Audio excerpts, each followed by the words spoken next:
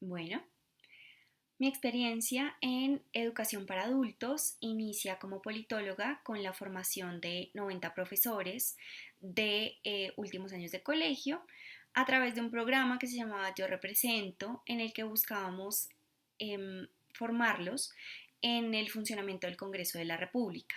El propósito de esto era que ellos estuvieran listos para adelantar un proyecto de un mes adentro de sus colegios, así que este fue un programa de formación para formadores. Luego, también como politóloga, tuve la posibilidad de trabajar con la Universidad del Rosario y el Departamento Administrativo del Servicio Civil con el propósito de formular la política pública para la gestión integral del talento humano en Bogotá. En este proceso tuvimos dos etapas de formación para adultos, de educación para adultos. El primero fue enseñarles cómo funcionaba una política pública, cuáles eran sus pasos, qué necesitábamos y alrededor de esto, pues cómo se iba a desarrollar el proyecto. Y en segunda instancia teníamos una etapa del proceso en donde involucrábamos design thinking para poder hacer la formulación, primero la identificación de los problemas reales y luego la formulación de las soluciones y el proyecto final de la política pública. Eso en el área de la ciencia política. Ahora, como coach ontológica, también he tenido la posibilidad de trabajar tanto con individuos como con equipos de trabajo en los temas especialmente de comunicación asertiva y de inteligencia emocional, con el propósito de mejorar tanto el desempeño personal y la alineación con su propósito de vida, como el desempeño de los equipos con el propósito de la empresa. Em, Eso como coach ontológica. Ahora, además, como mentora de emprendimientos desde la Universidad de La Sabana, en su semillero de emprendimiento que se llama el 6, así como con los emprendedores que pasan por el evento que se llama el Bar del Emprendimiento, como parte de la Alianza por el Emprendimiento. He tenido la oportunidad de trabajar con los emprendedores en temas de comunicación asertiva. Todos estos emprendedores han sido mayores de edad, lo cual pues los califica como adultos. Y por último, he sido facilitadora del programa La Dinámica del Cambio, de autoría de Shlomo Abbas y Shlomo Change, su empresa.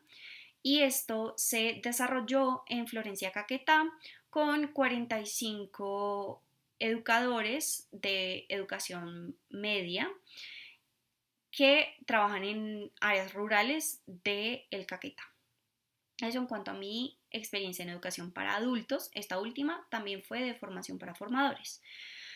Ahora, frente a los programas que me sentiría preparada para dictar con ustedes, se encuentran especialmente el área de habilidades comerciales y conversaciones del siglo XXI. Allí adentro están retroalimentación, escucha activa, comunicación efectiva y asertiva.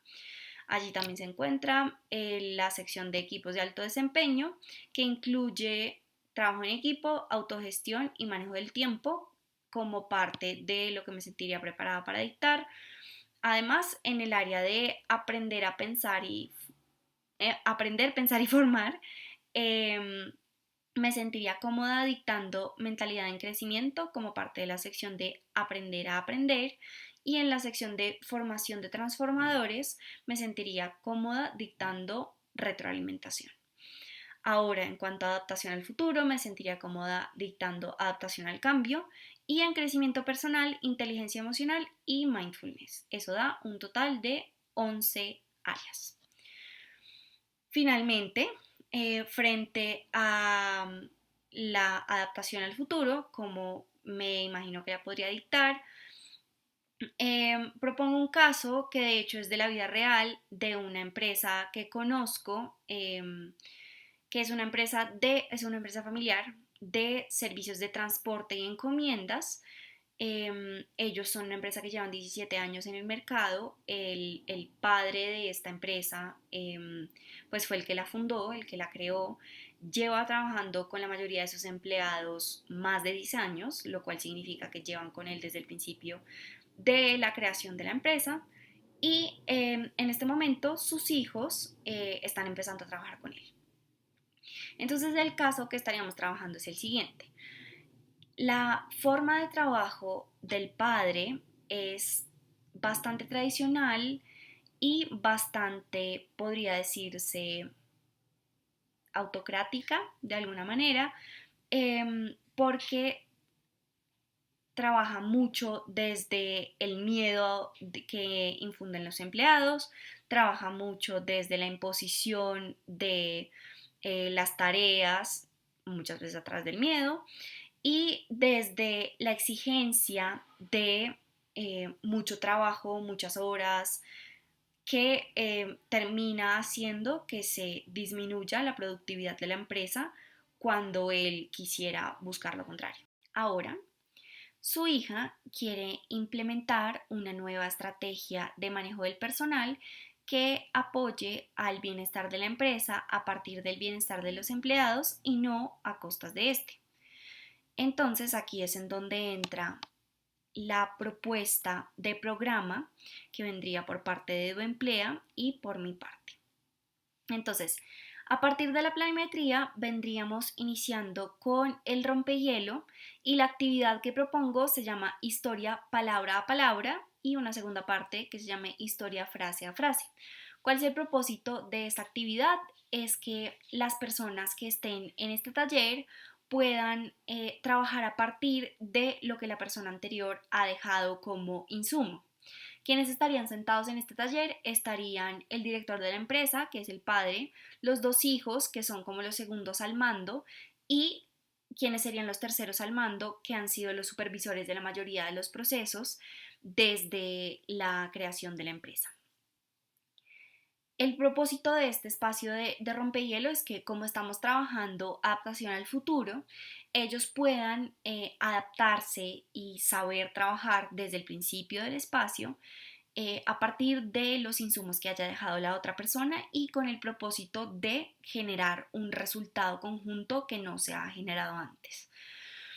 Entonces, esta actividad, el plan o la forma de desarrollarlo es que se da un tema de una historia que se debe crear en conjunto.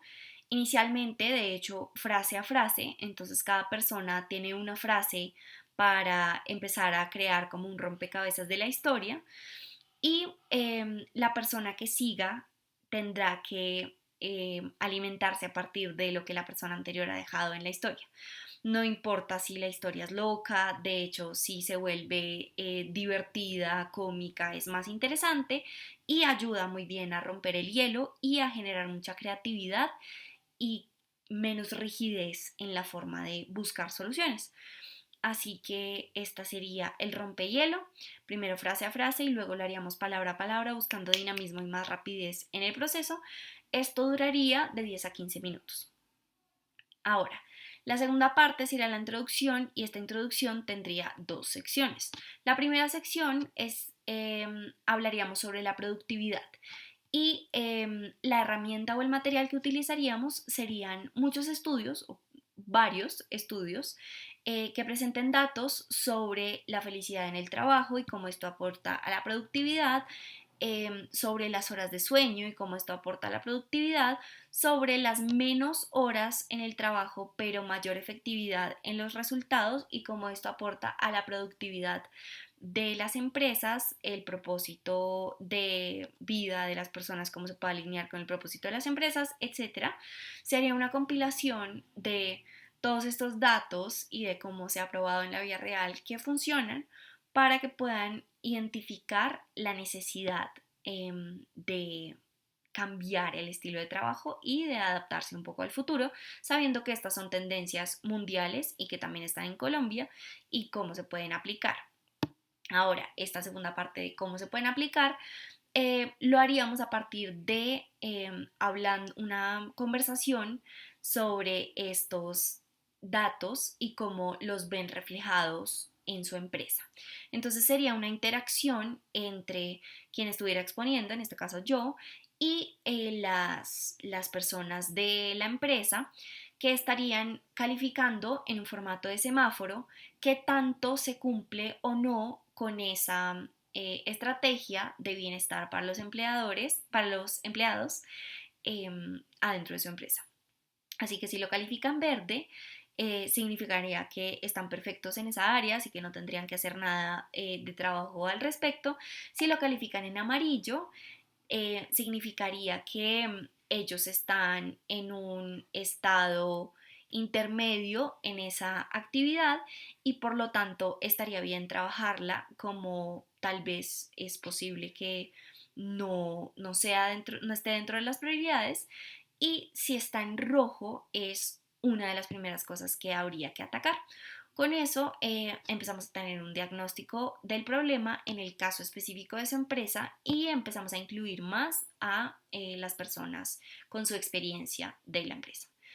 Y lo último en esa sección de introducción sería la presentación de la dinámica del cambio, para poderles contar que tienen una herramienta nueva que les puede servir de mapa de guía, de mapa de ruta, para poder implementar estos cambios. Muchas veces ha sucedido, y eso pues desde mi experiencia, que cuando se intentan aplicar estrategias adentro de las empresas, muchas veces en el tercer o cuarto paso de la estrategia se pierden un poco en la minucia de la actividad y pierden el foco sobre cómo seguir adelante, especialmente si se encuentran con dificultades al implementarlo. Así que esta dinámica del cambio les ayudaría a identificar en qué parte del proceso van y qué esperan en qué parte del proceso, para no adelantarse a los hechos, para no tener expectativas más altas que no estén alineadas con el trabajo que hayan hecho hasta el momento, etcétera. Ahora, el desarrollo del espacio, ¿cómo sería? Sería la ejecución de los primeros 4 pasos de la dinámica del cambio. ¿Por qué?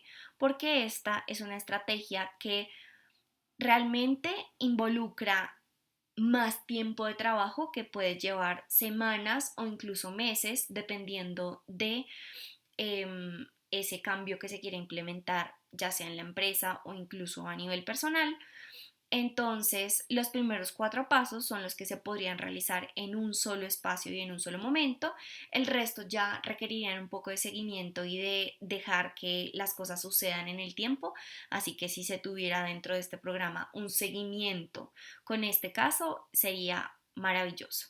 Pero por ahora, la ejecución de esos primeros 4 pasos como desarrollo de esta primera parte del programa, ¿cómo sería?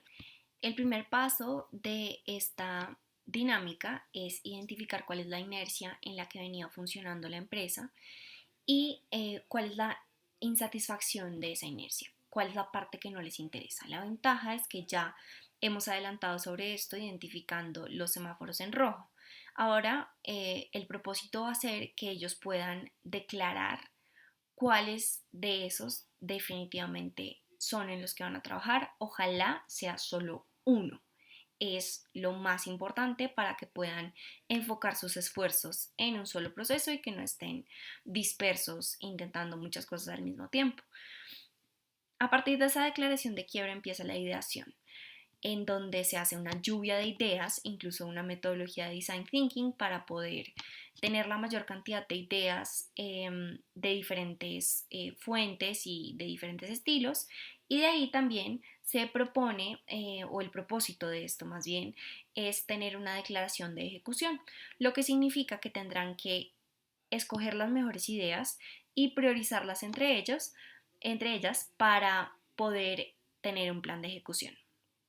Hasta ahí queda esa primera parte, porque de ahí en adelante va la experimentación y la gestión de proyectos que necesitan de mucho más tiempo para poderse realizar. Y finalmente entonces vendría el cierre, y esto incluye una conversación de nuevo con ellos en la parte del desarrollo. Ellos son los protagonistas absolutos, y en el cierre lo son, pero trayendo la información hacia el cierre del espacio, identificando qué es lo que se llevan, qué es lo que han descubierto, que puedan exponer cuál es ese plan de acción y cuáles son sus sensaciones a partir de ese plan. Y además, lo más importante es que puedan identificar qué es lo que están dispuestos a soltar si su plan perfecto no funciona, y cuál sería su estrategia en caso de que eso suceda. Esto tiene la posibilidad de que los prepare mucho mejor para ese cambio. Así que esto sería todo.